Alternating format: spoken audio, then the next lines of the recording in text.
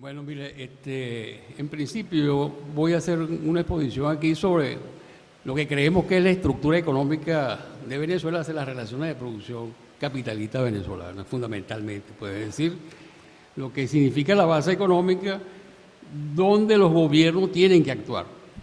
Es decir, no existe, como decir, una transformación. Mientras no existe esa transformación de esas relaciones de producción, bueno, los gobiernos tendrán los mismos problemas siempre, pues, y siempre llegarán a los mismos resultados. Es decir, no se propone una transformación de lo que es la base económica o las relaciones de producción.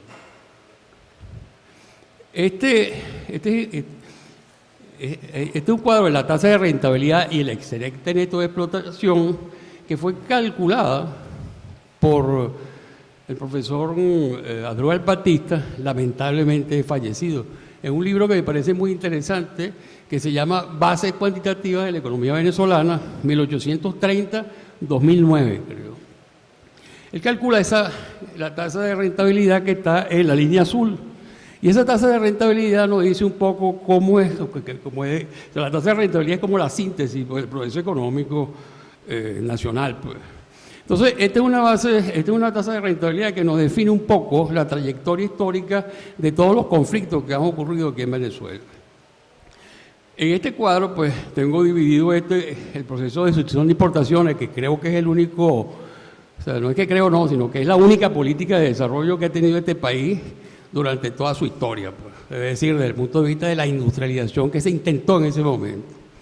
Fíjense que aquí comenzamos con una tasa de rentabilidad del 15% en el año 1950.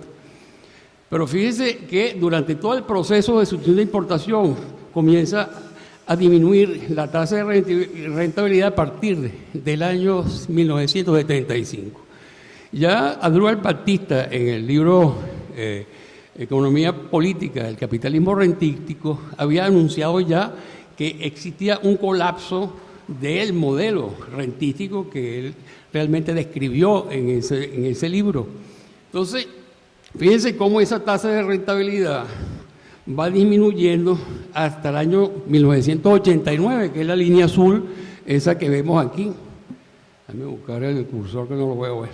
Esa línea azul, en el año 75, en el año 89, ya demuestra el colapso definitivo que venía desarrollándose desde el año 1975, anunciado ya por Adrúbal Batista. Antes de eso, el CENDES, en la Universidad Central de Venezuela, con José Agustín Silva Michelena, que estaba de director o presidente del CENDES, había realmente anunciado en un libro que se llama, una publicación de resultados de una investigación que comenzó más o menos por los años 65, creo yo, que se llama Crisis de la Democracia y Análisis en Exploración y en Síntesis.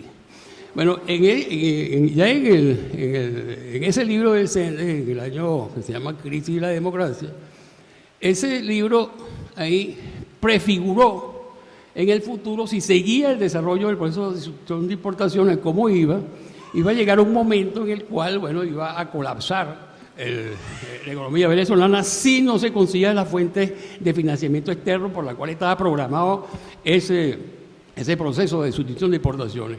Pero además de eso, hay un economista israelí que se llama Meir Merhab, que presentó un informe a través de la ONUDI, que fue una comisión que vino a Venezuela en esa época, del año 70, estamos hablando, para hacer una revisión del proceso de industrialización. Entonces, él en ese libro, que es una publicación, ese informe está publicado en los libros esos negros que publica el Banco Central, creo que es del año 90, creo que es uno de esos tomos, creo que en el cuarto tomo, está publicado ese informe Merhab, que es interesante porque él señala ahí, Meir Merhab, que si ese proceso de industrialización no conseguía salidas a la exportación, podría ocurrir que cuando disminuían la fuente de financiamiento externo que era la renta petrolera, por supuesto, bueno, entraría en colapso la economía. Ese proceso de industrialización no fue orientado, como decía Meir Merhab, hacia la exportación, sino al consumo interno, pues. Y esa era su principal debilidad, ese proceso de sustitución de importación. Eso lo dijo Meir Merhab en el año 70. Y la Universidad Central también lo dijo, pues, el CENDES, en esa misma fecha, pues. Entonces ya veíamos en esa época que ya estaba marcado el fracaso del desarrollo del capitalismo venezolano, pues, que es uno de los elementos centrales por la cual se despliega toda una discusión en todo lo que comienza casi en el año 52 con un libro que sacó Paul Baran, pues, que esa discusión la abrió fue el primer director de la CEPAL, ¿cómo se llama? Ya no me acuerdo Raúl Presbis, gracias. Bueno, ahí se abre una discusión importante sobre el problema de por qué estos países estaban en estas condiciones, es decir, de condiciones de atraso después de la guerra. Pues.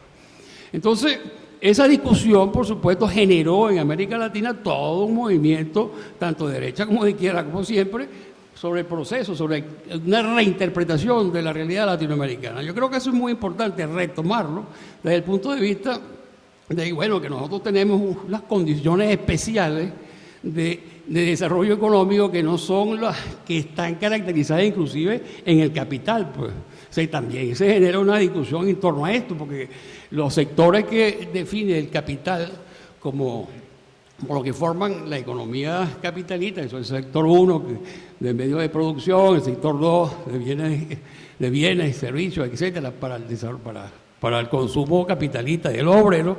Ese sector 1 de producción de medios de producción no existe en el país, ni existe en ningún país latinoamericano, ni africano, y en algunos países asiáticos. Es decir, nosotros no tenemos las fuentes autónomas de crecimiento y de acumulación. Es un detalle que es esencial, pues.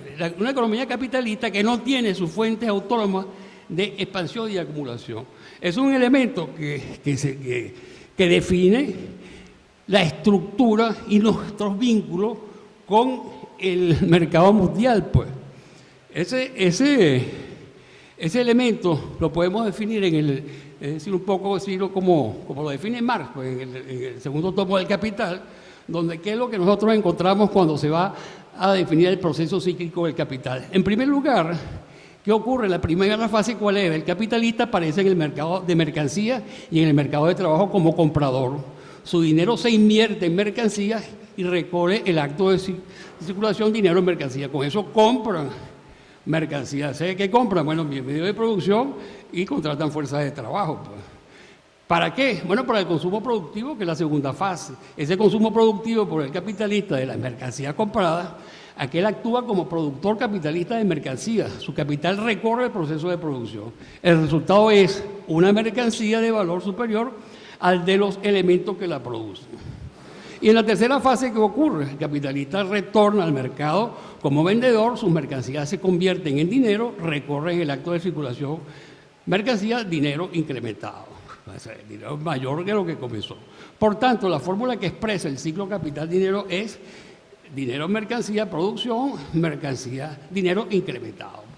Los puntos indican la interrupción del proceso de producción y mercancía y dinero, respectivamente, en B incrementados por la plusvalía. Está en el tomo, ¿no?, del capital. Entonces, ¿qué es lo que ocurre? Pues esas tres fases de la transformación de dinero en capital se producen en ambos sectores, pues. En esos dos sectores el capitalista necesita, porque sí, ir al mercado internacional para poder, ¿qué? Para poder comprar los bienes de producción, los bienes de capital necesarios para el desarrollo de la producción. Es un elemento que es vital. Es decir, ese hecho solamente de la inexistencia de ese sector 1 de medios de producción complica el proceso productivo venezolano y lo vincula estructuralmente. No es un problema, no, es estructuralmente. Es decir, está vinculado ¿a qué? Al desarrollo del capitalismo internacional. Es decir, en la década, por ejemplo, en todo el desarrollo del proceso de sustitución e importaciones coincide con una renovación del parque automotor, del parque industrial de los Estados Unidos. Es decir, aquí se mandan todas las tecnologías ya superadas y agotadas por ellos. Entonces, ¿qué ocurre? Nosotros nos vinculamos en la necesidad que tenía el capital de incrementar su producción e incorporar nuevas tecnologías, y encuentran un gran mercado para depositar eso en estos países. ¿Por qué? Porque se están industrializando. ¿Y quiénes son los responsables o la política de industrialización por sustitución de importaciones? ¿Quién la diseñó? Bueno, la ONU, junto con la CEPAL. Entonces, hay todo un vínculo de ese proceso con el desarrollo internacional. Una de las condiciones por las cuales hay un crecimiento en una economía desde el punto de vista marxista, desde el punto de vista del capital, es que tiene que producirse más bienes de capital de lo que necesita en su territorio. Es decir, eso parecería un absurdo, pero eso lo que significa que se está creciendo y está produciendo más de lo necesario porque están haciendo nuevas inversiones. En un momento de crisis, cualquier tipo de incremento de eso podría incrementar el desarrollo productivo en el país, incrementar un poco lo que es el desarrollo pues, y el crecimiento económico. En esa época, ¿qué ocurre? Bueno, que los países desarrollados exportan ese volumen de capital al resto del mundo, maquinaria y equipo, bueno, y ellos están creciendo a expensas de lo que es el excedente producido por la burguesía y la explotación del proceso de trabajo, en el proceso de trabajo, y se descapitaliza además la burguesía como un todo, porque parte de su plusvalía tiene que distribuir al resto del mundo para poder producir los bienes, para poder producir en el país. ¿Por qué? Porque la burguesía no produce en su conjunto bienes de producción aquí. Es decir, ahí es donde consiste una dependencia, pero subalternizada. Puede decir, la burguesía venezolana es subalterna de todo el desarrollo del capitalismo mundial, sobre todo de los Estados Unidos. Pues. Y eso genera entonces vínculos de qué tipo, vínculos no solamente comerciales, sino vínculos ideológicos. Pues. Como vemos, por ejemplo, ese caso de la señora María Corina Machado va al Congreso de los Estados Unidos para pedir que intervenga en Venezuela. Pues. Es decir, ¿ustedes se imaginan que un gringo, miembro de la burguesía, vaya a la OTAN para que invadan o para que le den, para que sancionen a los Estados Unidos? ¿Ah? Sí. Entonces, ¿qué pasaría? ¿No? La meten presa y la ahorcan o la fusilan. Pues. ¿Por qué? Bueno, porque está traicionando. Pues aquí eso se ve como, o sea, la cultura que se genera en la burguesía es una cultura natural de la traición. La traición es un elemento natural de la burguesía venezolana. Lo tiene porque para ellos eso no es traición. Pues.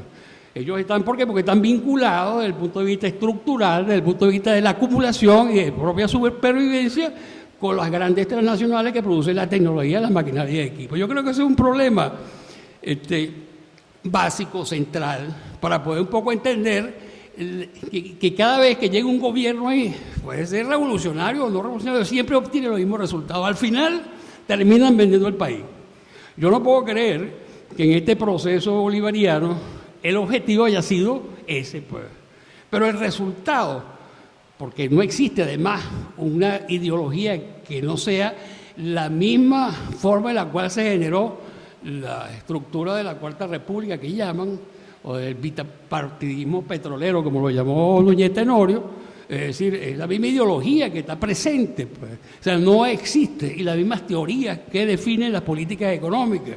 Entonces, por supuesto, no hay manera de que se desprenda un nuevo tipo de organización. Inclusive en ese libro de Economía Política del Capitalismo Rentístico del profesor Aníbal Batista, bueno, lo señala ahí, lo señala como un elemento central del agotamiento que él veía que se había instalado lo mismo que lo hizo el CENDE. Entonces las cosas no es que está produciéndose ahorita, no, es que eso es un proceso continuo y hay un antecedente primario que es el Tratado de Reciprocidad Comercial con los Estados Unidos del año 36. Hay un libro muy interesante que es bueno que lo revisen, no sé si lo conocen, que se llama La diplomacia de López Contreras y el Tratado de Reciprocidad Comercial con los Estados Unidos. Ese de Clemente Machado y de Marisela Padrón. Son investigadoras, van a los Estados Unidos, desarrollan toda una investigación importante, donde entonces, ¿qué ocurre? En ese Tratado de Reciprocidad Comercial del 36, bueno, se echan las bases de la estructura de la ideología burguesa. ¿Por qué? Porque la burguesía lo que hizo fue importar, porque Venezuela podía exportar como que eran 18 productos, algo así, que tenían añil, café, cacao, todo lo que eran materias primas. Mientras que los gringos pusieron 280, no sé cuántos productos más, que es todo, desde la maquinaria de equipo hasta, todo lo que nosotros importábamos en esa, hasta alimentos procesados, etcétera. Ese tratado es muy importante porque eso deja sin capacidad de desarrollo tecnológico y científico a este país por la burguesía, pues. Es decir, hay otro trabajo que es importante, que es el que es el CONICIT, donde está Ávalo. Hay un trabajo importante donde se define un poco el estudio ahorita no me acuerdo el nombre del trabajo pero es un poco el estudio de la tecnología, del proceso tecnológico venezolano en comparación con el resto del mundo. Resulta que ahí uno encuentra que todas las multinacionales son de donde se desarrolla el 80% de la investigación en Estados Unidos, por lo menos en aquella época. Y eso significa entonces que toda la estructura tecnológica y científica de los países desarrollados está en manos de las grandes transnacionales. Aquí ni siquiera lo hace el Estado. Es decir, nosotros, unos elementos, como decir, que marcan la imposibilidad del desarrollo venezolano y de la salida a las exportaciones, etcétera, y conseguir un nuevo plantel industrial, es precisamente que no hay investigación tecnológica de ningún tipo.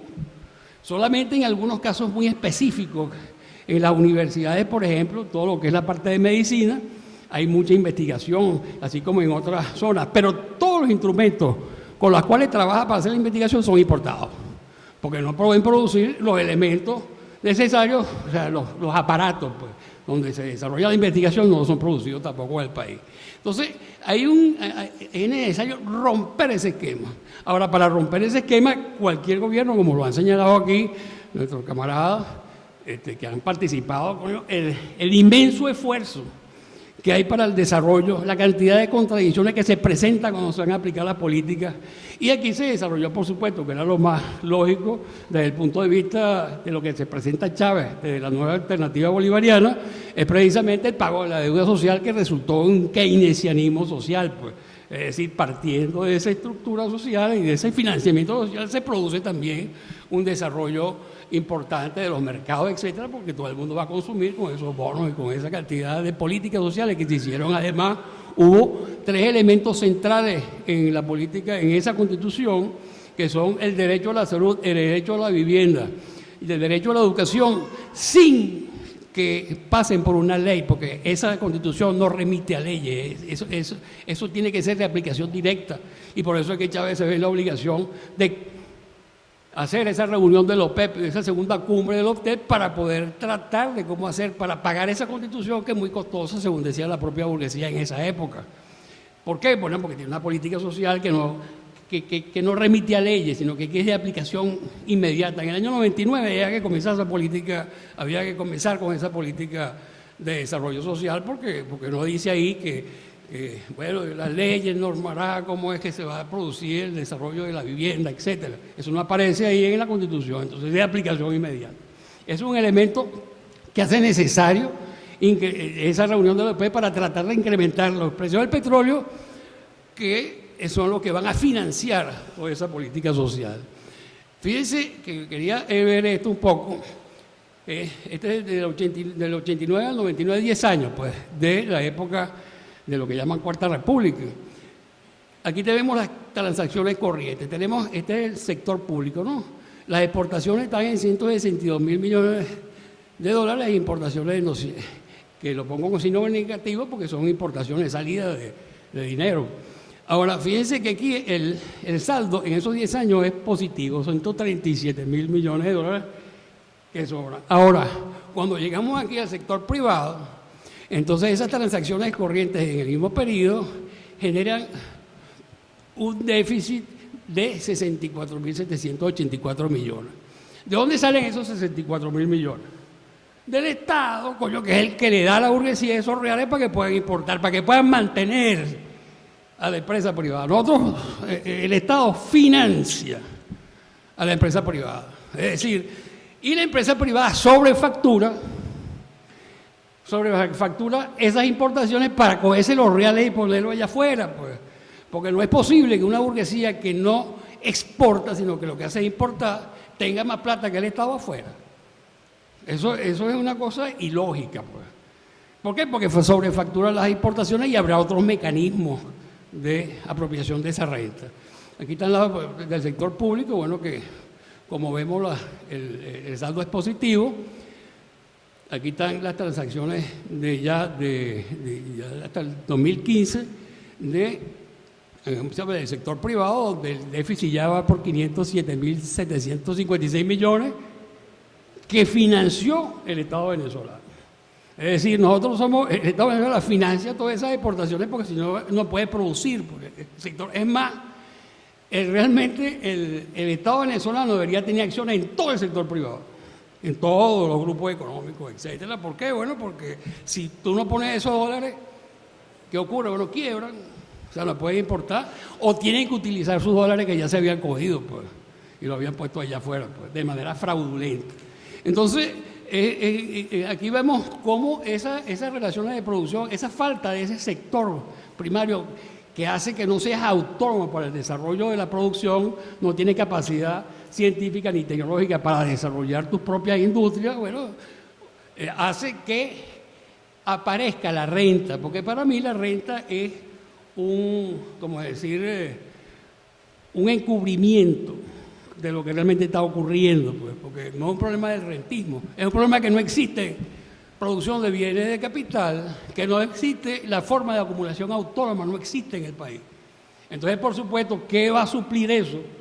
Bueno, el valor de retorno de la exportación petrolera, como decía Baza Zavala, o el rentismo petrolero, como lo dice Adroal Batista, por ejemplo, en ese libro del capitalismo rentístico, economía política del capitalismo rentístico. Entonces, es importante tomar en cuenta esos pequeños detalles, porque eso es lo que explica un poco cómo es cómo es que la burguesía venezolana subsiste, porque es por eso, porque bueno, parte del déficit, el déficit que produce el sector privado lo cubre el superávit del Estado, que es el único sector ahorrador desde el punto de vista de sus relaciones internacionales, pues. Aquí está un poco los gráficos del proceso cíclico del capital, donde ese es el déficit del sector privado, ¿no? Que las exportaciones siempre son menores que sus importaciones. Y ese es el déficit que cubre, en la línea verde abajo, es el déficit que cubre, está aquí desde el 50 hasta el 2015. Todo ese déficit lo cubre el sector público, que es el sector ahorrador. El que ahorra aquí en materia de relaciones internacionales es el sector público, no es el sector privado. El sector privado es un fardo agobiante e innecesario en una política de transformación social. O sea, eso no sirve. El sector privado venezolano no sirve. Entonces, claro, ahí la estructura del chantaje, ¿por qué? Porque, claro, el sector privado se para, por supuesto no hay nada. Pero entonces, ahorita que se está declarando la guerra, por ejemplo, que hay una guerra, dice el gobierno. Ajá. Y porque tú en esa guerra, como hacen en todos los países cuando están en guerra, someten al sector privado y le imponen planes de producción. Porque si estamos en guerra, el sector privado debe estar al servicio de la defensa del país. Y en ese momento tú tienes que tener la junta directiva de cada uno de los grandes grupos económicos que dominan la que son más o menos 31 de los grandes grupos económicos, tienen que tener un representante del Estado dirigiendo las necesidades de la producción contra la guerra.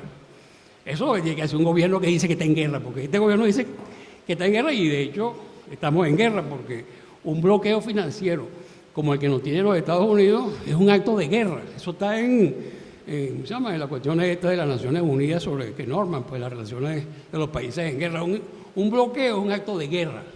Entonces, si estamos en guerra, somete al sector privado, que además sus vínculos con el exterior son tan fuertes que de ahí nos vienen todos los ataques, inclusive los ataques militares, vienen de ahí, de esa burguesía. Entonces, a mí me parece que hay un poco que indagar sobre estos temas, porque estos temas son, como decir, importantes para la comprensión del problema político. O sea, el problema político no se puede ver aislado de la relación que tienen los grandes grupos económicos con el resto del mundo. Es decir, eso es lo que hace posible que nosotros tengamos ese tipo de acciones militares contra este país. Pero fíjense que por otro lado, hay una cuestión que cuando se dice que nosotros no somos amenaza inusual y extraordinaria, yo creo que sí. Es decir, nosotros somos una amenaza inusual y extraordinaria, ¿por qué? Bueno, porque nosotros somos exportadores netos de capital. Vamos a decir consigo. Bueno, aquí está la posición de inversión internacional. O sea, los saldos al cierre de periodo son depósitos en moneda y billetes, en este caso, no le puse ahí, del sector del sector privado es esto. Bueno, fíjense, y el sector público, pero no tengo aquí bien definido la cuestión, un poco, pero fíjense, la moneda y depósito del sector público está en la línea roja. ¿Qué significa eso? Que el Estado tiene menos plata en el resto del mundo que lo que tiene la burguesía venezolana, que comenzó a crecer desde el año 97 y ya estamos aquí en el 2018, ¿no? Al final, que fueron los datos que conseguí. ¿Qué significa eso? Bueno, que ellos tienen una capacidad de financiamiento y de chantaje hacia el gobierno porque tienen los dólares afuera. Pues. Es decir, con una fracción de eso se paga la deuda, por ejemplo.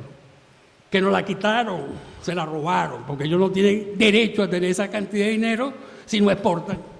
Si viven de la importación, ¿cómo hacen para tener ese volumen de billetes? Que en el año 2004, que sepa, lo máximo que exportó la burguesía fueron 6.000 millones de dólares en un año. Entonces, ¿cómo es eso? ¿Ah? Pero fíjense entonces cómo ellos obtienen ingresos del exterior. Estos son los ingresos sobre inversiones del sector privado y el resto del mundo. Eso está en el Banco Central. Entonces, aquí están los ingresos sobre inversiones. Ellos reciben 1.200, 1.300 millones de dólares, que es más o menos el 60 al 70% de sus exportaciones. Además de lo que consiguen por exportaciones, las inversiones y colocaciones que tienen el resto del mundo en moneda, billetes, etcétera, producen esos ingresos en Venezuela de esa burguesía que es financiada por el Estado. Es decir, yo quiero que se comprenda, y ese es uno de los elementos, como decir, por la cual nosotros tenemos un fardo agobiante que es la burguesía venezolana, pero agobiante de verdad, porque esa es la que hace, no solamente que nos roban los excedentes petroleros, sino que encima de eso son enemigos de este país, porque son antipatrias, sencillamente porque su cultura de la traición la viven como natural, pues, y que es una cuestión natural de que ellos, que dependen de toda esa estructura tecnológica y todas las inversiones tienen que hacer en alianza con el capital internacional y tienen que hacer sacrificio de su propia plusvalía para poder invertir en el país, por supuesto, tienen una comunidad de intereses, porque, por ejemplo, ese Migur que ustedes conocen ahí, que no es yogur, por cierto, ese Migur es una alianza entre Carlos Pascual, español, y la industria polar. Esa alianza significa lo siguiente. Primero, ¿qué pone Lorenzo Mendoza en esa alianza? Eso está escrito inclusive cuando ustedes si revisan en el internet y ponen Migur ahí van a conseguir toda la historia, pues ahí está. Ellos se unen. ¿Qué pone Mendoza? Bueno, los 80.000 puntos de venta que tiene más o menos Mendoza en todo el país, panadería, etcétera, que donde van los productos polar. Ajá. ¿Y qué pone Carlos Pascual? Carlos Pascual pone la tecnología que es de Tetra Pak, que es una multinacional gigantesca, que es uno de los monopolios de todo lo que nosotros vemos aquí, que son, ¿cómo se llaman? Los envases. Pues. Es una multinacional que envasa todos los productos de la Polar. Eso está también en la red. Esa multinacional es la que domina el negocio desde el punto de vista tecnológico de ese Migur que ustedes ven ahí. Entonces, además de eso, van coincidiendo los intereses de Carlos Pascual, que hace un estudio de mercado y consigue que en Venezuela es la carrera real del mundo. ¿Por qué? Porque está cerca del canal de Panamá y va a exportar para China y para otros países de Oriente. Bueno, y sale más barato. Entonces, en Venezuela es una localización importante para esa salida de exportaciones. Pues. Entonces, por eso también viene aquí a Venezuela. Pues. Y se consigue con Lorenzo Mendoza a través de la empresa Polar y bueno, entonces hacen esa asociación. Pero la Tetra Pak es la que cierra la tercera pata, porque la Tetra Pak es la que es un monopolio internacional de envases. Bueno, así se van fundiendo los intereses. Los intereses de una multinacional como Tetra Pak con los intereses de Mendoza, que comienzan a ser internacionales en contra del país. Porque no es que va a ser, porque eso hay que tomarlo en cuenta, no es que él va a hacer un desarrollo de negocio para favorecer al país, eso es absurdo. No, él se va a unir y los intereses de Mendoza son los intereses de la Tetra Pak junto con Carlos Pascual. Entonces, eso es un ejemplo que pongo, porque así son todas las industrias venezolanas, es así, pues, de los grandes grupos económicos están aliados con algún sector, ya sea con la Crafts, Ustedes toman y revisan el grupo económico y se dan cuenta que toda la estructura tecnológica depende del resto del mundo y están unidos a esos intereses.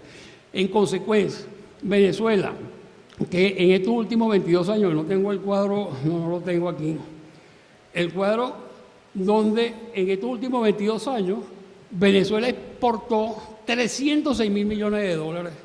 Es decir, nosotros somos exportadores netos de capitales por esa cantidad de inversiones que hay desde el punto de vista de la renta y desde el punto de vista de las inversiones. O sea, lo que reciben el resto del mundo por parte de la renta, de cuestiones que están aquí en Venezuela extranjeras y las inversiones extranjeras en Venezuela. Entonces nosotros, eso está en los datos de la CEPAL, pues, que hay todo, en las estadísticas está todo lo que son las transferencias netas de capitales. En esas transferencias netas de capitales nosotros perdemos, es decir, y pierde la burguesía, por supuesto, en el sentido de que tiene que descapitalizarse. ¿Por qué? Porque ellos necesitan, además de todo, entregar parte de su plusvalía al resto del mundo, pues. Entonces hay una comunidad de intereses que hace que este país tenga una burguesía capaz de destruir al país en función de los intereses internacionales. Por eso es que todo esto que ha pasado, ustedes si revisan un poco, en el año 2000, el golpe de Estado estuvo, bueno, todos sabemos que fue un golpe petrolero y que además en las declaraciones de Colin Powell está todo, pues lo que ellos hicieron, pues se unieron, pues, para derrocar al gobierno. Pero fíjense que el gobierno no lo derrocaron porque era socialista, era porque era nacionalista, porque se metió con el petróleo. ¿Se metió con qué? Con esos excedentes. Es decir, si nosotros, en América Latina, por ejemplo, en 10 años, se exportan 98 mil millones de dólares en 10 años. Y se reciben 47 mil. Esa diferencia es lo que hace que el imperialismo tenga que someter a estos países, porque esa diferencia es con la cual ellos financian su desarrollo. Es decir, si ustedes revisan también el Producto Nacional Bruto y el Producto Nacional Neto de los Estados Unidos, el Producto Territorial Bruto y Neto y Producto Nacional, es decir, el Producto Nacional son los que producen los nacionales en Estados Unidos y en el resto del mundo. Y el Producto Territorial Bruto es el que producen en su propio territorio. Bueno, ahí está la cifra, ustedes comparan esas dos magnitudes y el Producto Nacional Bruto de los Estados Unidos es mayor que el Producto Territorial, pues ellos producen más en el resto del mundo, es decir, la sumatoria pues, de todas sus inversiones en el resto del mundo. Realmente no sé cómo ha variado eso, pero en una época era así, pues, o sea, son dos magnitudes que se parecen, algunas veces está arriba la producción nacional y otras veces está por debajo, pero generalmente ellos viven de las inversiones que tienen en el resto del mundo. Por eso necesitan entonces tener 800 bases en el mundo para poder, ¿qué? Para poder mantener a toda esa estructura global de inversiones que tienen los Estados Unidos bajo control. O sea, no es posible pensar que, por ejemplo, si ustedes revisan cómo se hizo el Comando Sur, por ejemplo, en todo lo que es la parte, bueno, que primero funcionó en Panamá, bueno, a través de la necesidad de controlar todo lo que es la parte cuando se hubo las crisis aquí en América Latina, comenzaron entonces a desarrollar el Comando Sur. Así mismo ocurrió con el Comando Central, donde que produce la guerra allá en Siria y esa zona de Asia Central. Se produce mediante las crisis, partiendo de la crisis petrolera del 52, creo, de Mossadegh, cuando derrocan a Mossadegh, bueno, comienza a construir entonces en esa zona el comando central. Y así mismo, si ustedes revisan toda la historia de los comandos, los 8 o 10 comandos que tienen los gringos a nivel global, bueno, encontrarán eso. Entonces, bueno, vemos aquí cómo la burguesía entonces recibe ingresos más o menos un 60 al 70% de lo que ellos exportan.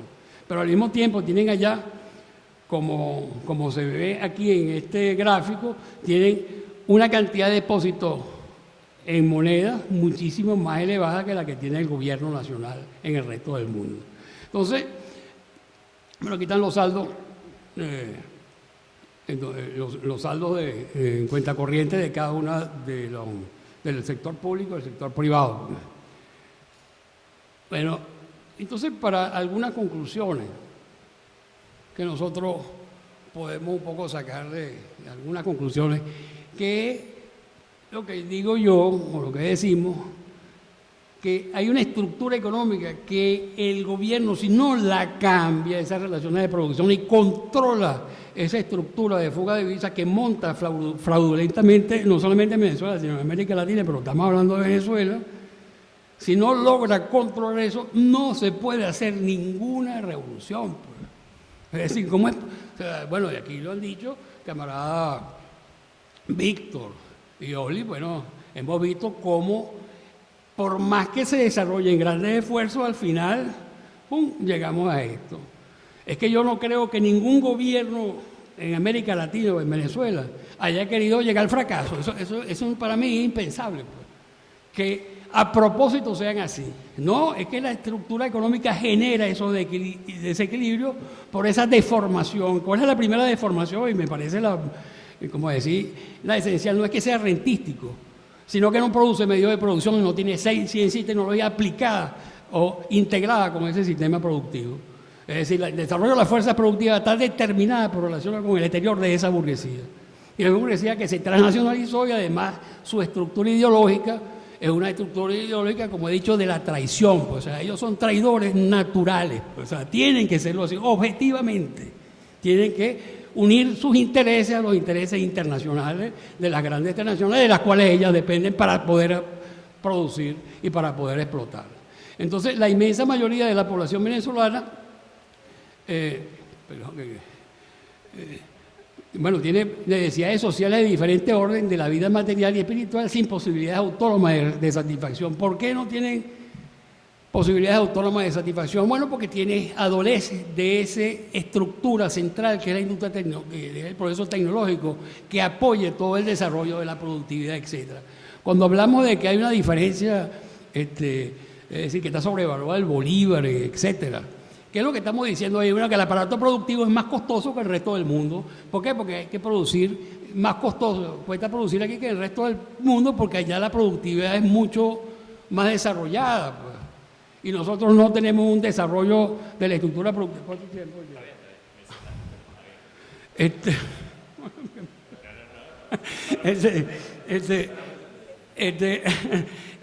La estructura productiva es mucho más desarrollada, tiene muchísimo más, es más productiva, pues, por hora, pues. Entonces, aquí está rezagada, porque además la tecnología nuestra es la que ellos dejan de usar allá, pues. Entonces, hay realmente costos crecientes a escala, en vez de ser al revés, porque a medida que aumenta la producción debería disminuir los costos, porque se reparte. En Venezuela tenemos, en algunos casos, costos crecientes a escala. A medida que aumenta la producción, aumenta el costo. Es decir, ¿por qué? Bueno, por eso mismo, porque no existe, primero los mercados, las plantas, por ejemplo, que se compran aquí los empresarios, cuando comenzó el proceso de sustitución de importaciones, bueno, era la más desarrollada que podían obtener en el mundo. Entonces tú creaste inmediatamente un oligopolio o un monopolio, industrializándose. O sea, no cumple un proceso de desarrollo donde se pasa por diferentes etapas. No, vale, yo voy a comprar la mejor productiva. Por ejemplo, hay en el año 1974, por ahí, cuando Corpo Industria, esa planta de Mistolín y eso, es una planta tan grande para exportar para América Latina. Esa planta de esa época. Y se necesitaba tanta agua que la planta en Cagua dejaba sin agua Cagua para poder llegar al máximo de la producción. Entonces, hay toda una distorsión en el desarrollo del modelo capitalista venezolano que se hizo estructuralmente dependiente de la acumulación y la forma de acumulación del resto del mundo, donde la renta financia esa acumulación perversa, puede decir. ¿Por qué? Bueno, por eso, porque el elemento central es que nosotros no tenemos posibilidad de desarrollo autónomo porque no existe un sector, uno de medios de producción y un sector de ciencia y tecnología acoplada a ese sector.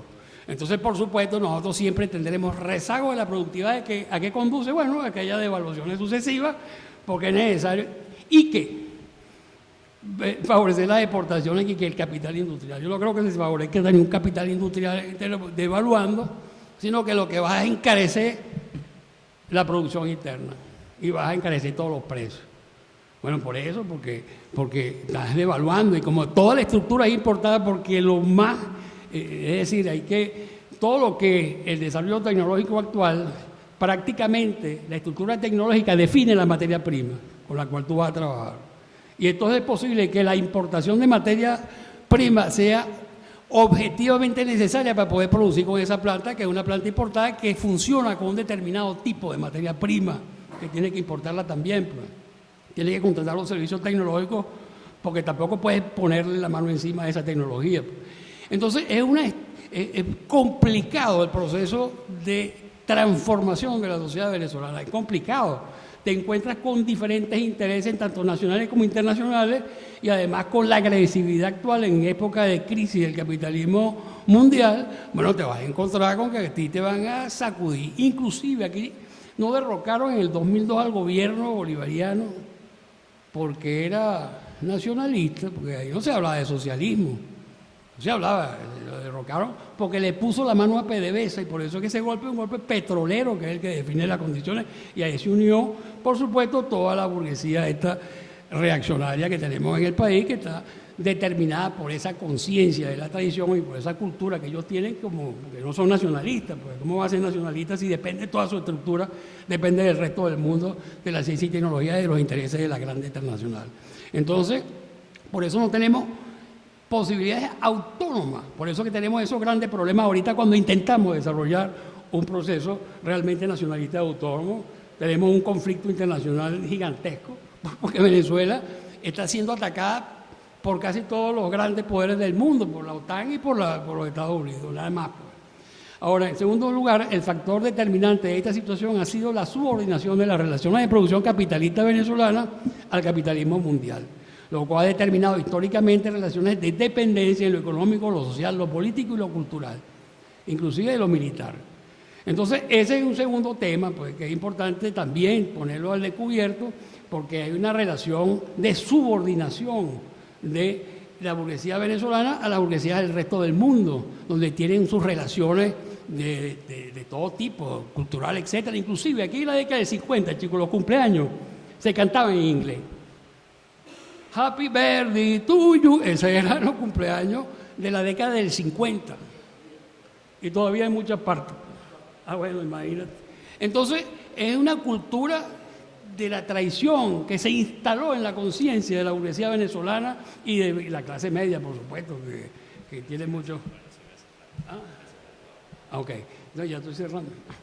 La permanencia de las relaciones de dependencia hasta nuestros días ha profundizado esta característica. Por supuesto, si nosotros no hacemos un esfuerzo por transformar eso, eso se va a ir profundizando y van a seguir los choques entre una posición nacionalista, como fue este proceso bolivariano, va a chocar con todos esos intereses, pues.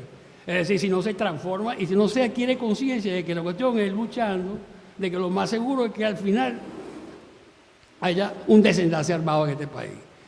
Y ha puesto al descubierto que la vía del desarrollo capitalista obstaculiza la superación de la dependencia y la profundiza, descartando la posibilidad de avances efectivos en el progreso social autónomo e impide la posibilidad de avanzar hacia una sociedad socialista.